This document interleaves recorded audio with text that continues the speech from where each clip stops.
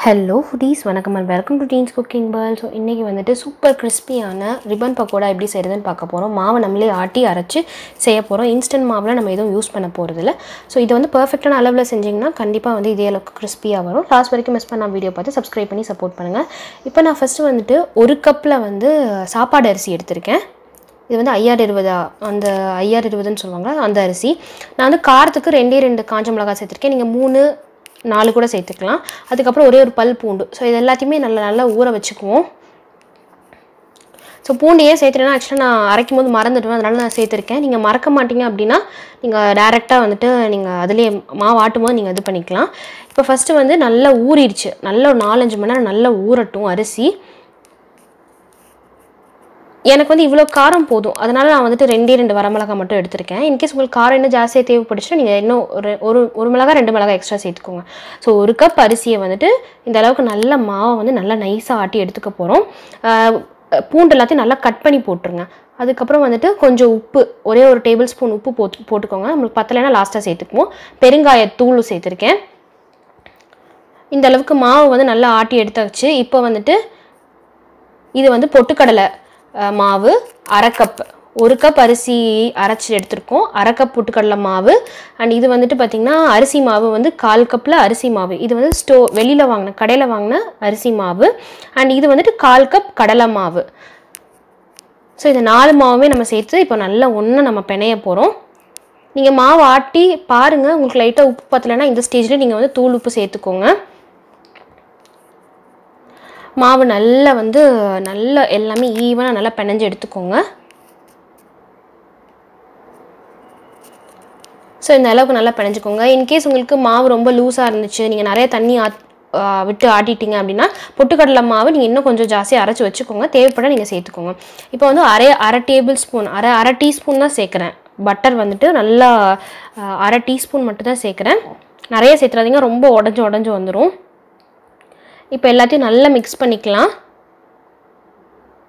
எல்லாத்தையும் நல்லா mix பண்ணிட்டு இப்போ வந்துட்டு எள்ளும் ஓமமும் சேர்த்திருக்கேன். ஓமம் ஆல்ரெடி சேர்த்துட்டேன். எள்ளு.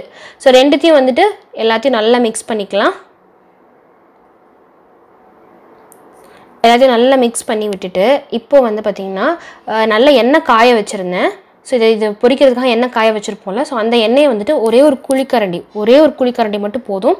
அப்படி ஊத்துனீங்கன்னா அப்படியே பயங்கரமா சவுண்ட் வரணும். தொர நல்ல சவுண்ட் வரணும். சோ அந்த அளவுக்கு வந்ததும் இப்போ நல்லா வந்து இது வந்து நல்லா பிணைஞ்சு எடுத்துக்கோங்க.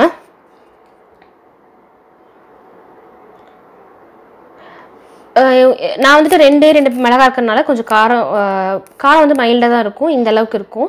இப்போ வந்துட்டு மாவெல்லாம் நல்லா பிணைஞ்சாச்சு. இந்த ஓலை பக்கோடாக்கு இந்த அச்சு தான் எடுத்துக்குவாங்க. இப்போ வந்துட்டு நம்ம மாவெல்லாம் உள்ள வச்சிருவோம். மாவெல்லாம் உள்ள வச்சிட்டு நம்ம வந்து நான் பிழிஞ்சு விடுறது டைரக்ட்டா ஆயிலே பிழிஞ்சு விட்டுறலாம். அப்பதான் வந்துட்டு ஈஸியா இருக்கும். சோ ஆயில் வந்து காஞ்சிருச்சு. இப்போ நம்ம ஓலை பக்கோடாவை பிழிஞ்சு எடுத்துறலாம். பயங்கரமா சூடா இருக்கும். ஆயில் வந்து பயங்கர ஹாட்டா இருக்கும். அதே மாதிரி உங்களுக்கு கையில மேல சூடு அடிச்சிட்டே இருக்கும். அதனால வந்துட்டு கொஞ்சம் பார்த்து பண்ணுங்க. தெரிச்சிர போகுது. சோ இந்த அளவுக்கு நல்லா பிழிஞ்சு விட்டாச்சு. இப்போ அது நல்ல அந்த சலசலப்பு வந்து நல்லா அடங்கிரும். அடங்கினதுக்கு அப்புறம் பாத்தீங்கன்னா நம்ம வந்து ஓலை பக்கோடா ரெடி ஆயிடும். ரொம்ப ஈஸியான ரெசிபி. நம்ம மெஷர்மென்ட் மட்டும் கரெக்ட்டா போடணும். அது மட்டும் நம்ம கரெக்ட்டா போட்டுட்டோம்னா பெர்ஃபெக்ட்டா வந்துரும். சோ நல்ல கிறிஸ்பியா சூப்பரா இருந்துச்சு. நீங்க காரம் தேவைனா நீங்க இன்னும் வந்து 1 மிளகாய் இல்ல 2 மிளகாய் வச்சு நீங்க வந்து அரைச்சு எடுத்துக்கோங்க. சூப்பர் டேஸ்டியான ரிப்பன் பக்கோடா இது. கண்டிப்பா ட்ரை பண்ணிட்டு உங்க ஃபீட்பேக்கை மறக்காம ஷேர் பண்ணுங்க. இன்ஸ்டன்ட் மசாலாலாம் அரிசி மாவுலாம் எடுக்காம நம்ம வந்து சூப்பரா பண்ணிருக்கோம். அதனால வந்துட்டு இந்த மாதிரி நீங்க ட்ரை பண்ணுங்க. கண்டிப்பா உங்களுக்கு ரொம்ப பிடிக்கும். லாஸ்ட் வரைக்கும் மிஸ் பண்ணாம வீடியோ பார்த்ததுக்கு ரொம்ப நன்றி. இதே மாதிரி நிறைய இன்ட்ரஸ்டிங் ரெசிபீஸ் வந்து நம்ம அப்லோட் பண்ணிருக்கோம் தீபாவளிக்கு. அண்ட் எல்லாருக்கும் இனிய தீபாவளி நல்வாழ்த்துக்கள். சோ இதே மாதிரி நிறைய இன்ட்ரஸ்டிங் ரெசிபீஸ் இனிமேலும் நம்ம சேனல்ல அப்லோட் பண்ண போறோம். மறக்காம போய் செக் பண்ணி பாருங்க. அண்ட் நான் அந்த லிங்க்ஸ் எல்லாம் பாத்தீங்கன்னா கொடுத்துருக்கேன் டிஸ்கிரிப்ஷன்ல போய் மறக்காம செக் பண்ணி பாருங்க. அண்ட் கம்யூனிட்டி டேப்லயும் போய் கொடுத்துருக்கேன்.